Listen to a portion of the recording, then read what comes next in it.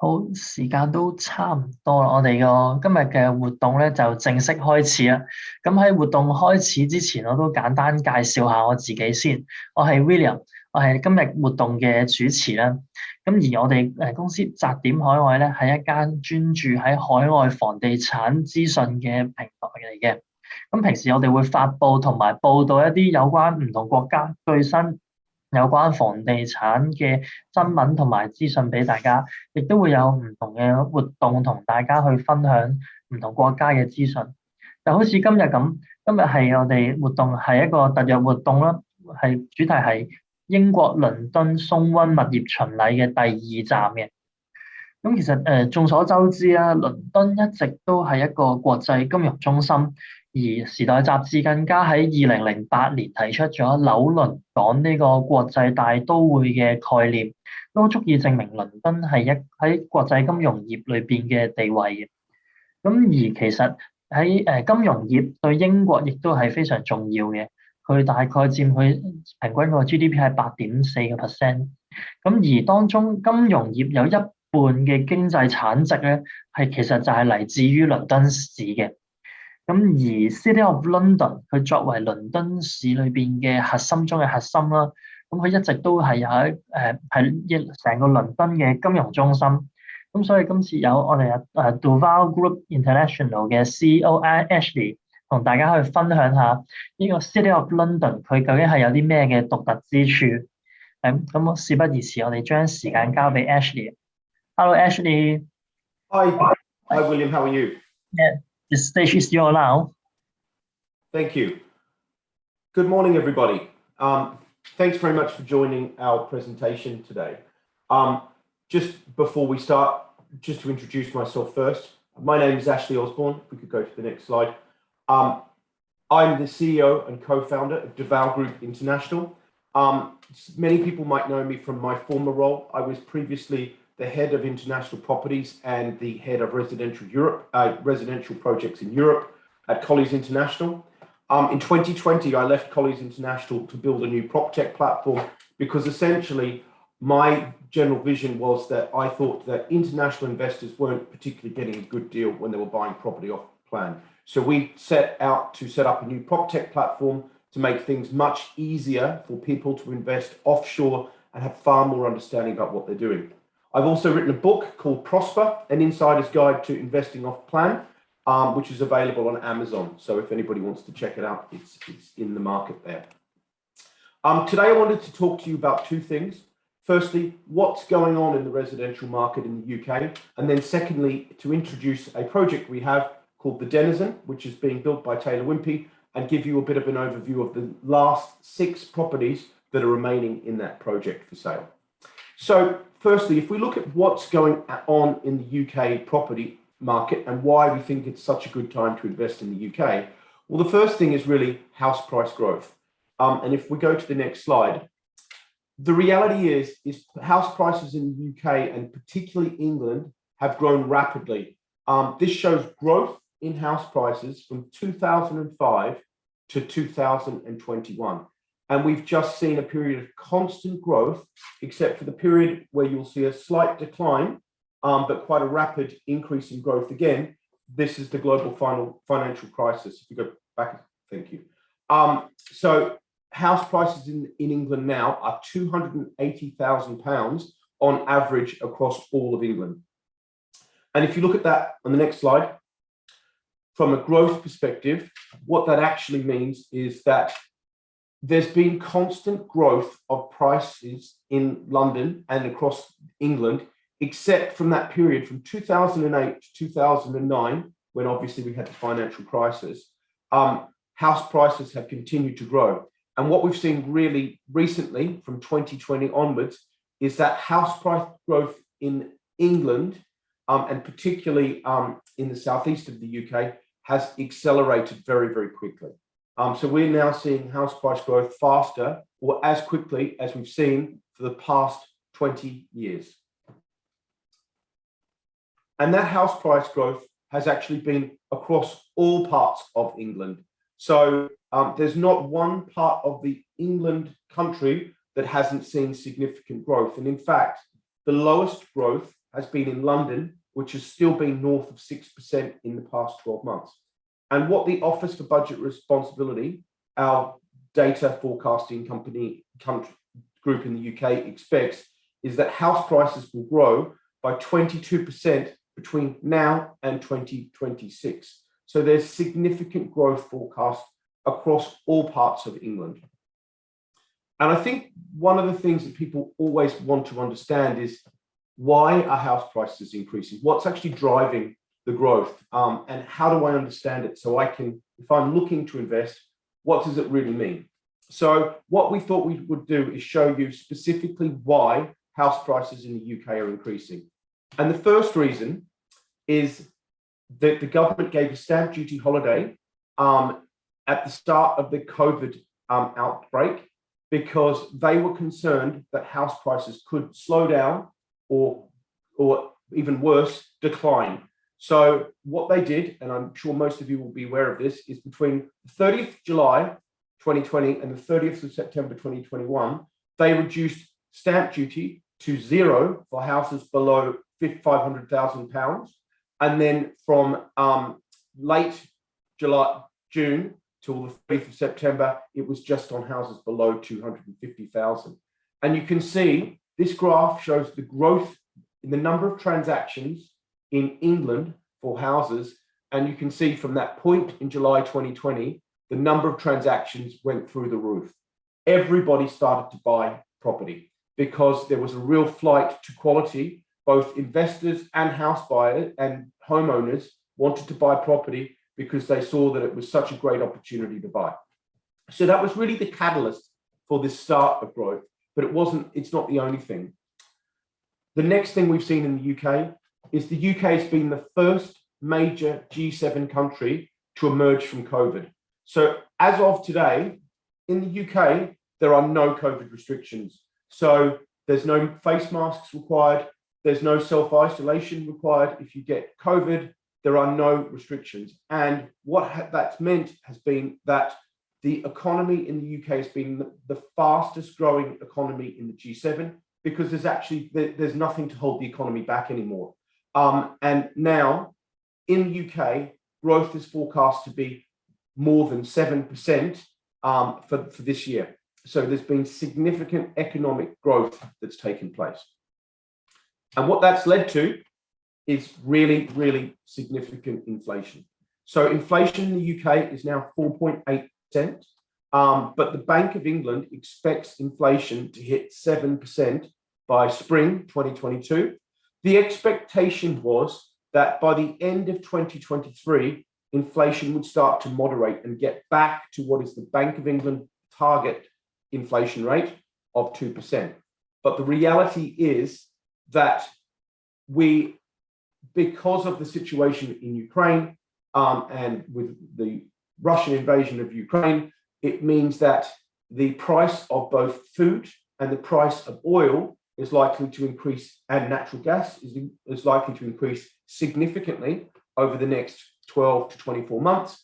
The reality is that inflation is likely to be with us for quite some period to come. Another driver of the market has been interest rates. This shows the interest rate in the UK from the late 80s till July 2021. And at the moment, the Bank of England base rate is now 0.5%. So if you look at what the long-term average was over that period, it was almost 9%. Much of the high interest rates were caused by periods of high inflation, where the government was trying to combat inflation. And we're likely to see the same thing again, where the Bank of England will have no choice but to significantly increase interest rates to combat inflation. And if you look historically back at what's happened in the UK, all of the major inflation events in the early 70s, in the late 70s, and in the early 2000s, significant periods of inflation have been caused by a lack of oil or massive increases in prices of oil. And the reality is we're likely to have another period that looks a lot like that. So we expect that interest rates by the end of the year will be more than 2% in the UK. That's the bank base rate. So interest rates on loan will be much, much higher. And that period is likely to increase throughout 2023. So the reality is now is a very good time to get a mortgage and fix it for a 5-year period, because the reality is unlike previously, where people didn't quite know, would the interest rate go down or would it go up? Everybody's certain interest rates will go up. It's just how quickly they will go up. And finally, one of the other reasons that there is a significant increase in property prices in the UK and England in particular is that the currency, from a US dollar perspective, which is a good proxy for most Asian currencies, is still very, very low. So the long-term average between today and the early 2000 was 1.56. That's US dollars to pound. We are still well below that long-term average. So there's been a significant amount of money that has come into the UK to buy real estate, because from a currency perspective, it's very cheap. And the reality is as interest rates go up, and the reality is interest rates will go up higher, quicker in the UK versus the US, it will mean that the currency for pounds versus the US dollar will most likely appreciate far quicker. But the big thing, and the big thing that drives house price growth, and the big thing that's always driven growth, if you go back to that initial graph that I showed you, that showed you that long-term growth, is the reality is it's housing supply. If you look back to throughout the history of UK housing, the reality is that the UK has never ever been able to build enough houses to meet what was demanded of its residents. And this graph goes back to 2006. And over that period, the official government forecast for new housing supply is 300,000 houses per year. However, there are many studies that show that housing supply should be more than that. It should be about 340,000 per year, just to moderate and maintain house prices. But the reality is if you look at the green below, the government has never, ever met that housing target. And in fact, housing delivery has gone down. So in 2020-21, the past 12 months, we actually delivered 216,000 new homes in the UK, which was an 11% reduction on the 12 months before. And there's nothing to suggest that housing construction will increase at any rate above that at the moment, because of massive increases in prices for construction. Inflation is obviously a big part of that. Supply chains have all been disrupted post-COVID. So whilst demand carries on and continues to grow for UK housing, when we are unlikely to meet supply anytime soon. And where that is particularly pronounced is the London market. So if you actually look at new housing supply in London, the situation is far worse than the rest of England. The London Mayor's Office forecasts that London requires 66,000 new homes every year just to meet existing demand. But if you look at supply, the light blue and a dark blue above is outer London. So that's within the M25, and the light blue below is inner London, inside the north and south circular.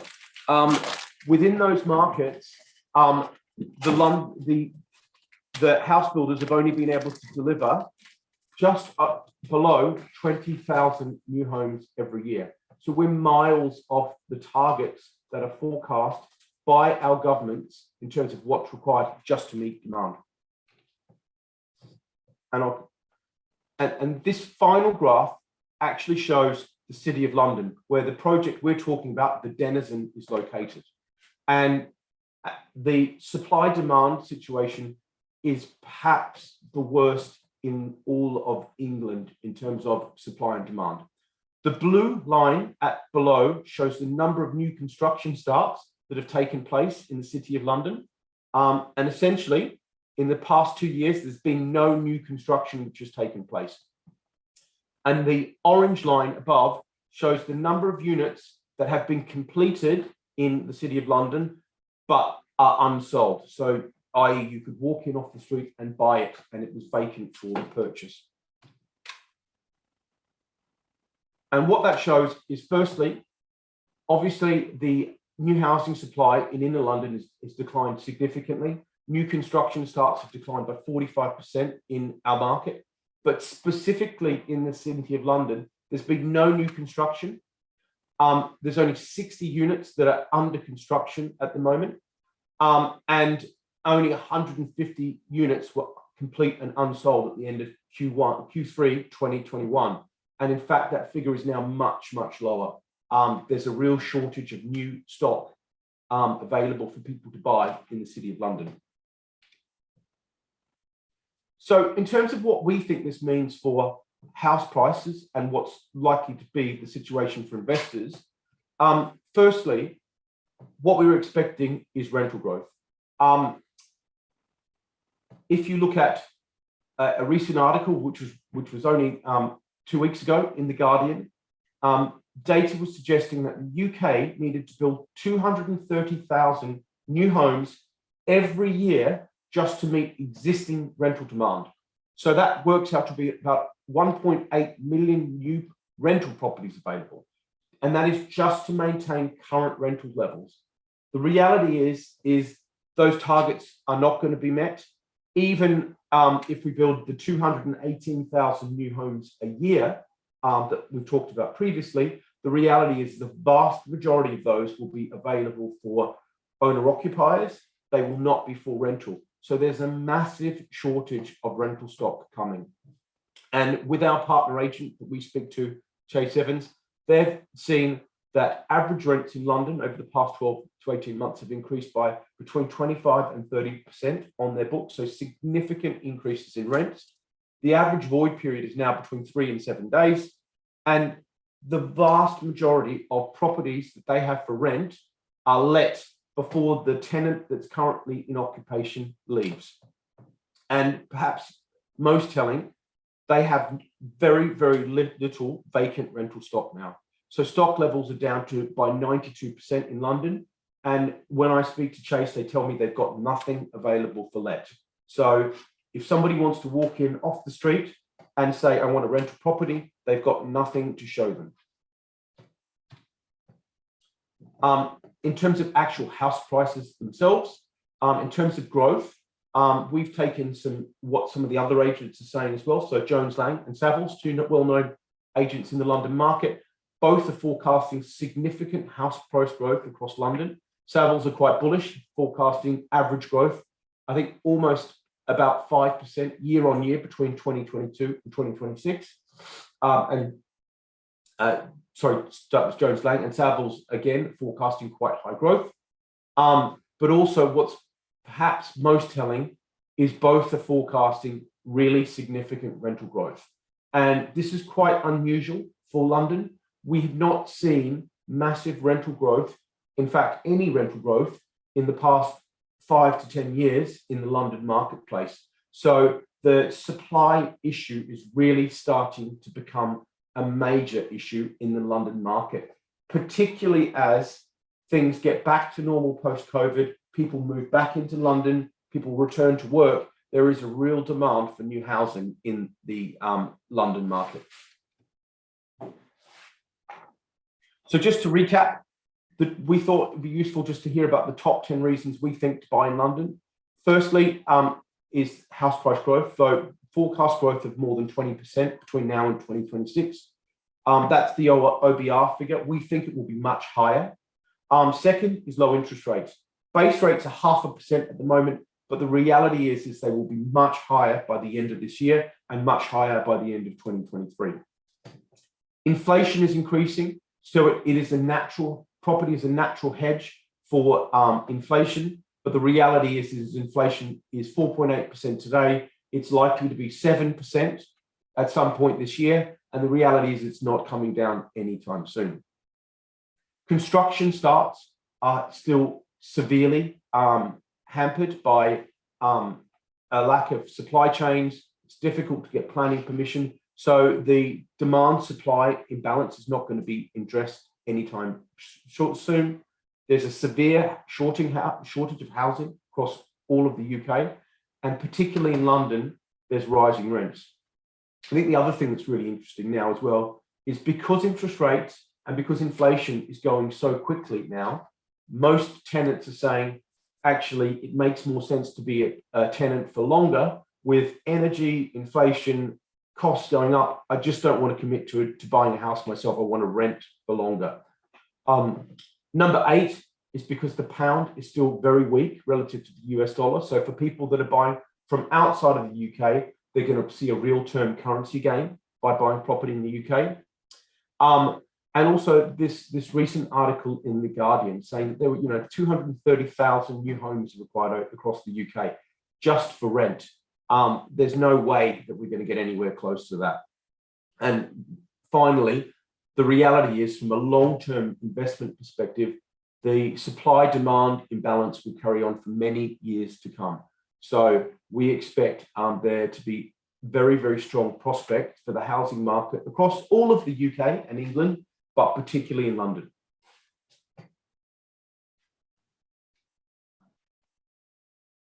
OK， 咁我都用廣東話去做一個嘅小總結啦。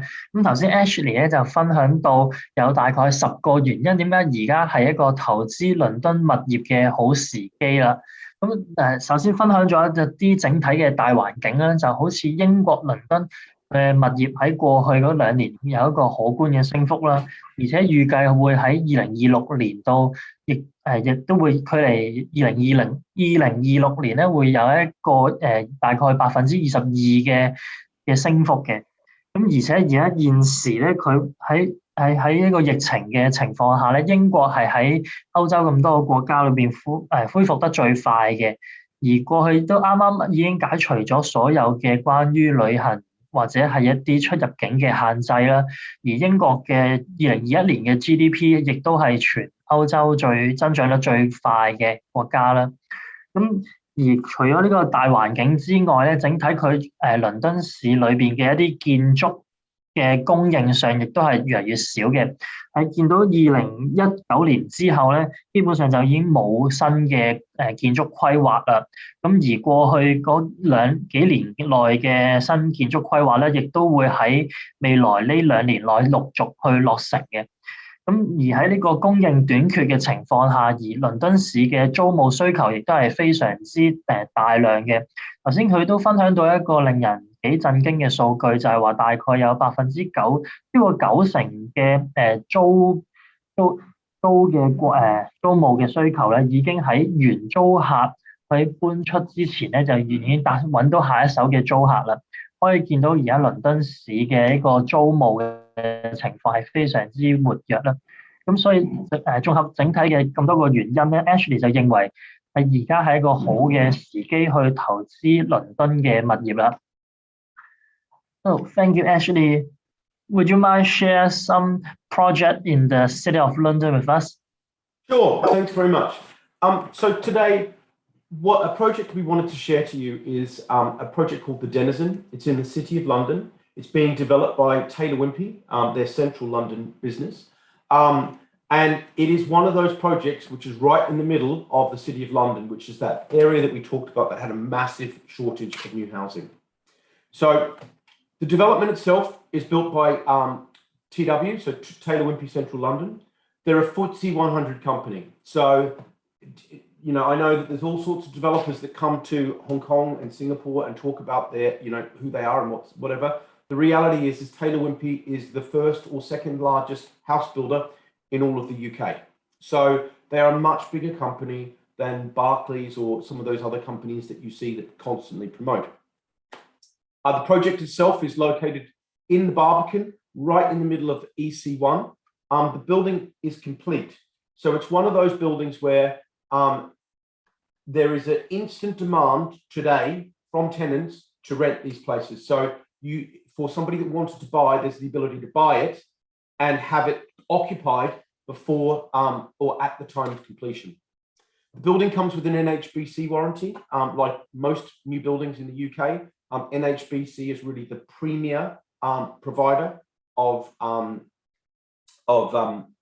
warranties, and it's a leasehold property, and there's a 154-year lease in place, which commenced on January 2016. There's ground rents on properties there. 2 beds are 750 and 3 beds are £1,000 per year. And one of the really strong things about this property is that the service charge is £5.56, which is quite low for a building in the city that particularly has quite a lot of services. There is no parking available with the property, but there is cycle storage. But the reality is, with respect to parking, is this is in the absolute centre of the City of London, so most people will not require a car. And if I show you the location specifically, this is one of those ones where we literally are. The square is the square mile, and the building is located smack bang in the middle of the City of London. So, you know, right in the centre of where all the action is. The next shot you'll see is where you can see the Denizen at the bottom of the screen. It is surrounded by most of the major landmarks that you know of in London and that you see on postcards. So from the Gherkin, the walkie-talkie, the Shard, the Barbican, Blackfriars Station, Farringate, it's right in the centre of the heart of the City of London. It is literally a walking distance to anywhere you want to go within the city.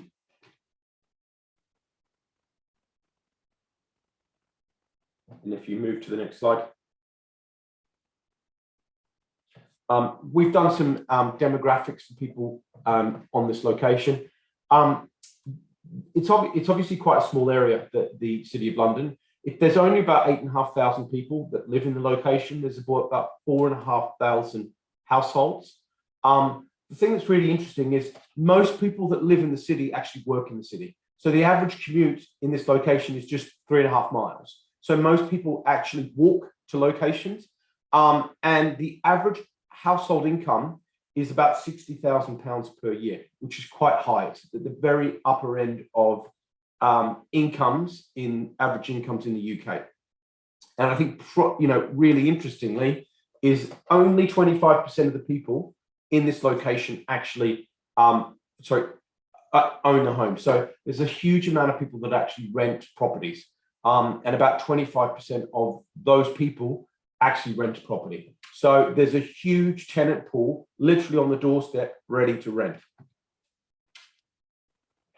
And if you imagine, one of the big things and one of the really major reasons that people would want to live in this location is transport.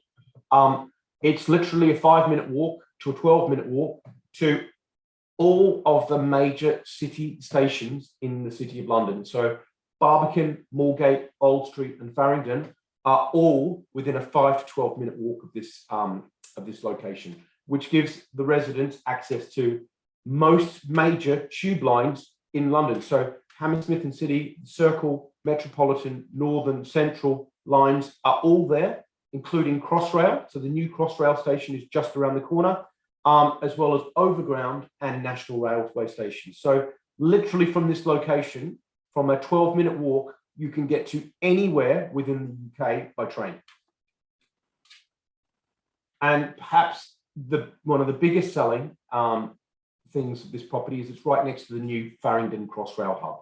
So Farringdon will be one of the central stations on the new Crossrail, which actually opens this year, which means that for the first time ever, people will be able to get from east to west from the city very quickly. So previously, for somebody living in this location, getting around the city or getting outside of England, going north or south was quite easy, but going east to west was really, really difficult. The Crossrail station changes all of that. So it means actually that this property is now an 8-minute commute to Canary Wharf. So, I mean, that's literally unheard of, and 30 minutes to Heathrow Airport. So, you know, it really is, it couldn't get any more convenient from a transport perspective. And I guess the other big selling point of this property is just its proximity to major employment hubs, not for the UK, but global employment hubs. So London is the financial capital of the planet. And this is right next to the City of London, which is a 10-minute walk, and Old Street, which is one of the largest tech centers on the planet. So, you know, it is unbelievably accessible for major global employment centers, including places like Canary Wharf, which is 33 minutes, including walking to the station, and even Oxford Circus to get to the West End. It's right on the doorstep. And finally, from a university and a study perspective, again, this is not a train commute to the university. So the Guildhall, Cass Business School, the City University of London, UCL, the London School of Economics are a walking distance from this apartment. It's from a 5 to 20-minute walk to get right to these major universities and employment and study centres that, again, are not only recognised in the UK, but they are globally significant education centres. If we look at the development itself, it's an L-shaped development. It's quite a small building. It's only 4.5 acres of land that it sits on. And one of the interesting things about this property specifically is it's just 99 apartments. So unlike where you have a big housing development, where you've got a lot of new properties that come available for rent, this is the opposite. There are a very small amount of apartments available, and actually none of the apartments in this building are affordable. So it's a 100% private development, which again increases the value of the development. There's a significant amount of residential amenity for the development itself. So there's lots of things for people to do in the building itself. There's a cinema school, a cinema room. There's an area for people to study. There's a games room. It's got a 24-hour concierge, and it's got quite a grand entrance lobby for the building as well, which goes straight onto Golden Lane. In our experience, these are the right sorts of amenities that you want to both make it attractive for tenants, but to keep your service charge low, because it's the service charge that will really kill you as an investor for some of these more grand developments in the City of London and London itself. So it's just the right amount of amenity. The reality is people don't want gyms. They want to go to a better gym, a larger gym, which are all, you know, within a walking distance from here, and pools and all those sorts of things. You tend to pay a lot of money for them, but nobody really uses them. Got some internal shots of the specification of the building as well. As you might imagine, it's a highly specified property in central London. Tenants in this location at this price point are very fussy, and they demand high quality, high specification rental property that they're prepared to pay a premium rental for. In terms of this specification itself, it's quite a high spec building. It's got comfort cooling to both the living area and the master bedroom. It's got underfloor heating throughout, high quality hardwood flooring all the way throughout the building, the property, together with carpets for the bedrooms. There's video door entry and bespoke kitchens, high quality Siemens appliances, and there's fitted wardrobes with sliding doors and lighting throughout the master bedroom as well. So it's a very, very high specification property in this location. Just some background again on Taylor Wimpey. Taylor Wimpey Central London is one of the largest house builders in the UK. So there are 3 large house builders in the UK: Taylor Wimpey, Persimmon, and Barratt's. Taylor Wimpey is a FTSE 100 company. And this is the specialist arm of Taylor Wimpey that builds apartment buildings. So they just focus on this type of accommodation, and they really are ranked as one of the highest quality builders in all of England. And all of the properties that Taylor Wimpey sell, including this one, come with a 10-year build mark warranty and also NHBC warranty. So there's peace of mind for investors to know that what they're buying is high quality, but also guaranteed by warranties, etc., from both the developer and insurance company. In terms of the apartments itself, there's a very limited offering available now, which is great for you as an investor, because the reality is there are only 2 times that you want to buy a property as an investor to get the best deal. That's first at the very start of the project, when the developer needs to sell a lot of properties and they're prepared to discount to get sales volume because they just need some runs on the board. And finally, at the very end of the project, when the project's complete, it means that the developer just wants to move on. So they just want to sell as quickly the remaining properties that they've got, because they don't want to have a sales and marketing suite open. They don't want to have to send people around all the time because it's expensive to do that.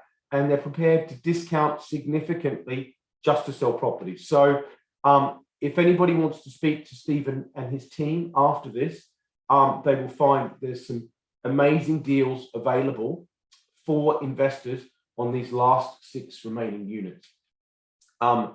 We also think just at the retail price of these apartments before any discount takes place, that these apartments really stack up. So we've compared an apartment to Bart Square, which is a development in the immediate location that people might know. And we've gone through that. So this is apartment 67. It sits across 2 floors, the 3rd and 4th floor. It's a 2-bedroom apartment and 931 square feet. The asking price is £1.4 million, which equates to about £1,500 per square foot. And we've compared that to a similar size 2-bedroom apartment in Bart Square. Both are £931 a foot, 931 feet. And the difference is, before discount, this property is more than £200,000 cheaper than Bart Square. The ground rent is slightly more expensive, but this apartment has outside space, so it's got a 62 square foot terrace, which is something that tenants really demand. The similar property in Bart Square would have no balcony or no outside space. One thing that we think is really important is that the service charge is lower. So the service charge in this apartment relative to a similar apartment in Bart Square is about £2 or just over £2 a foot cheaper per annum. But also, because there are so few rental properties in this location, the rent is likely to be higher than what is available in Bart Square, because Bart Square is a much bigger development. So the rental estimate we've got is from Savills, who are selling Bart Square. This one is for the Denizen from Chase Evans, who are actually renting and letting properties today in the Denizen. If you look at it from a financial perspective, we've compared buying both of the properties at their asking price. Bart Square is more expensive from a stamp duty perspective. Legal fees, we've said the same. So the gross purchase price for the Denizen relative to the Bart Square is almost £300,000 cheaper in the Denizen, even though the rent is higher in the Denizen. And from a net income perspective, we think, based on the forecasts that we've done and taking into account costs, including letting and management charges, ground rent and service charges, in the Denizen, buying a similar property, you would be about £4,000 per year better off from a net income perspective, which means, realistically, from an effective purchase price, pounds per square foot, it's cheaper. The cash you require to buy the property is significantly less, but then from a gross and a net yield perspective, it's a significantly better return for the Denizen relative to the apartment that we're comparing it to in Bart Square. Important to say, though, that Deals are available on these final properties because our instructions from Taylor Wimpey are to sell the remaining stock. They just want to move on. So if I just recap why we think the Denizen is such a great opportunity for people to buy. Firstly, it's that it's really unusual to find a property in the City of London. As we've said previously, we showed you the supply. There's no new supply in the City of London. So supply will increase and change over the years to come. But as at that time that we were looking at, there were no new buildings currently under construction. The Central London pricing forecast is extremely strong. And what we think is great about the Denizen is just the value for money. Relative to competing buildings in the same location, it is already cheaper, but in terms of the discounts that can be achieved, it will be significantly better than what is available in the same location. It's on the doorstep of most major employment hubs. There's a deep pool of tenants that are ready to rent the property. So we forecast that for the investors that buy these properties, the day they complete, a tenant will be there to occupy. It's on the doorstep of most of the major employment hubs and travel hubs. So Barbican Station, Liverpool Street and Farringdon are all on the doorstep, which gives you access to both Heathrow and Canary Wharf. There's a very, very short travel time to education, and it really does suit investors that can afford to buy at this price point from a long-term capital value perspective. We forecast significant growth in this market relative to many other parts of the UK. What we're starting to see is that Manchester, Liverpool, some of those markets outside of London, the chances for capital growth are really starting to diminish because growth has been so high in those markets. London is very different. London is now very undervalued from a real estate perspective globally. And finally, there are literally 6 apartments left. So there are limited opportunities for people to buy. Just a quick plug for us. If you go to the next slide. We'd love to stay in touch with you. We're a company that not many people have heard of in Asia because we're brand new. We've got a lot of really exciting things planned for 2022. So, if you're interested in investing in property, come and see us and come and talk to us. We've got a book out, which is called Prosper. It's an insider's guide to investing in property. It is aimed specifically at international investors. So it talks about how an international investor would buy a property in Australia, New Zealand, and the UK. And it goes through everything you could possibly think about, from how the market works to how taxes work, how you would plan your strategy. And literally, it is a fully comprehensive guide. You can write to me and I'll probably send you a free copy digitally, or otherwise you can buy a copy on Amazon.com. We've got a PropTech platform as well, which is a blog that we write. It's called PropTechPioneer.com. We produce between 30 and 50 articles a month on that platform that's got everything you want to know about buying investment property in Australia, New Zealand, and the UK, which are our target markets. So come and talk to us there. And then in terms of the digital space and actually buying property, we have 2 digital platforms. Firstly, Val Global. Val Global will be launched very shortly, and just by being on this webinar, we will send you an invitation to join. Nothing exists like Val Global at the moment. It is a one-stop digital marketplace for people to understand and invest in property. It helps investors answer the 3 questions that we think you need to answer when buying property off plan, which is, what does the market look like where I want to buy? What will be my net return after tax? And how do I make sure I've got the best possible deal? So stay tuned for that. And finally, we've got a partnership with a company called JD.com, which I'm sure you guys will be familiar with.